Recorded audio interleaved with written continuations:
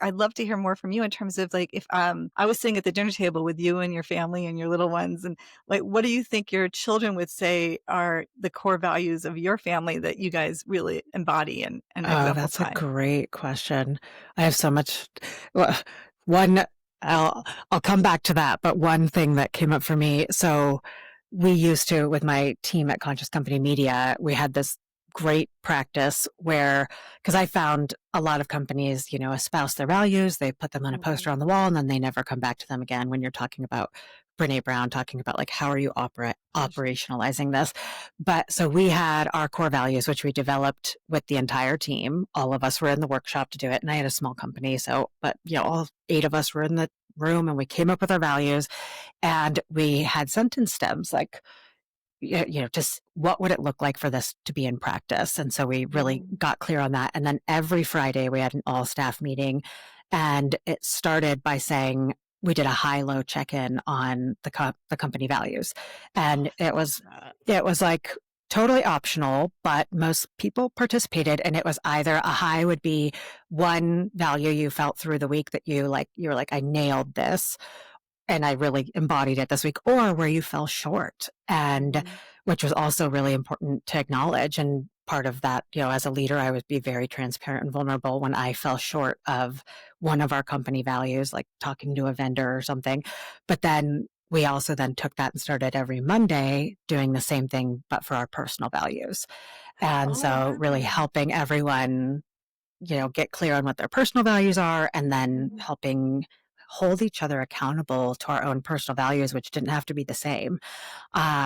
And so I'm very clear on my values. I have them quite literally. I can pull it.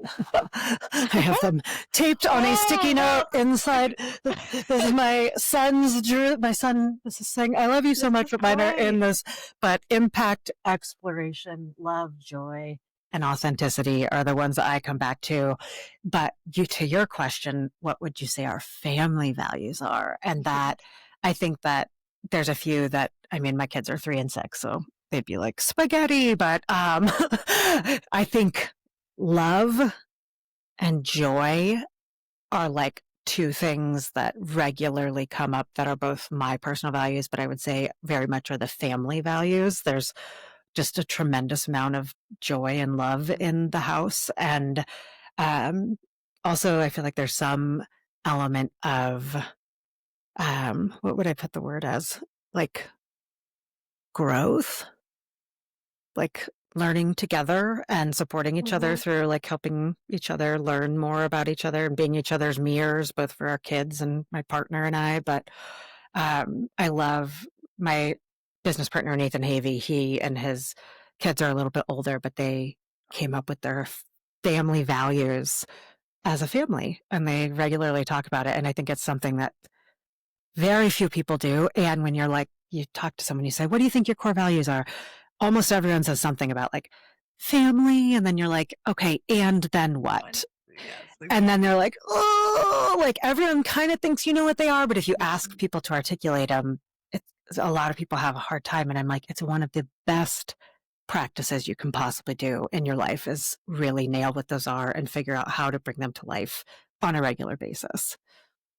Yeah, I worked with one family. We talked about creating their like coat of arms. Like what is it Hmm. they stand for? What is it that they mean? And they had little ones and they had like elementary school kids and um they had so much fun. I said, okay, everybody's going to create their own version of it and you're going to put them around the house. And one of them came back with like a fish blowing bubbles, and in each of the bubbles was one of the values. And it was I love so fun. this. And then another family, they had like an entryway with a staircase that, you saw right when you came in, and they chose to paint on the riser for each of the steps, Uh-huh. their values in, like, really beautiful calligraphy, so it Oh totally my matched the decor, so gosh. that's like you're stepping towards it, you're keeping it alive that way, and it's so wonderful how you incorporate it into a conscious your magazine was totally focused on being conscious in how you do business, right?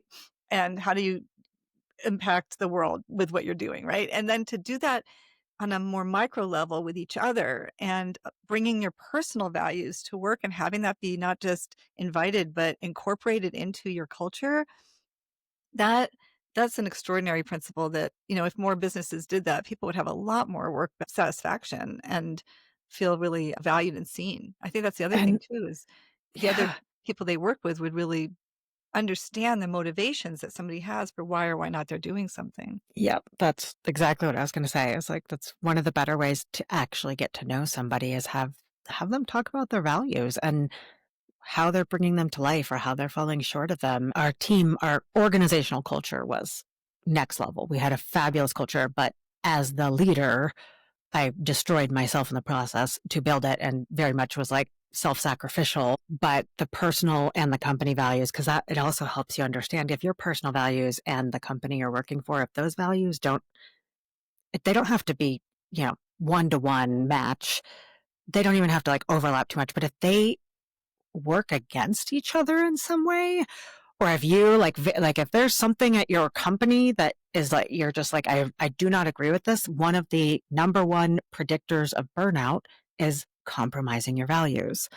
Like and it's Oh, also one of the top elements of human flourishing. So if you're regularly going to work and feeling like you have to compromise your values, and especially if one of your values is like yeah. family and spending time with Mhm. people that you love, and then you become a workaholic to the point where you're neglecting your family and you're espousing one thing, but then your actions don't actually align with the things that you say are most important in life, your soul, like the inside of your entire being, knows that you are compromising that. And that's where burnout and unfulfillment and all these other things come into play that people don't really understand the core root cause of why they're feeling so disconnected.